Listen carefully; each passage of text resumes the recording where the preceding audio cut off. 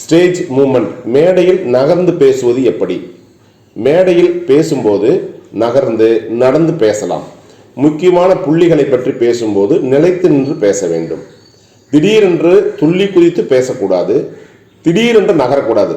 அந்த பேச்சுக்கு தகுந்தாற்போல் மேடையில் நகர்ந்து பேச வேண்டும். நீங்கள் நகர்ந்து பேசுவது உரையில் ஒரு பகுதியாக இருக்க வேண்டும்.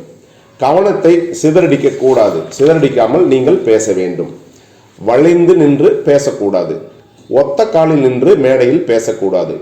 மேடை பேச்சு அது அழகல்ல. அதீதமாக கை கால்களை அசைத்து பேசக்கூடாது.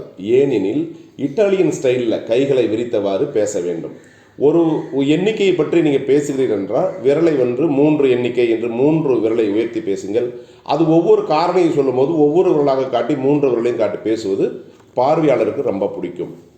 மேடையில் நீங்கள் பேசும்போது கையை பின்னாடி கட்டிக்கொண்டோ அல்லது கையை முன்னாடி கட்டிக்கொண்டோ பேசக்கூடாது. யதார்த்தமாக நின்று மேடை பாவனையோடு நீங்கள் பேசுங்கள். சிறந்த பேச்சாளராகலாம். வாழ்த்து.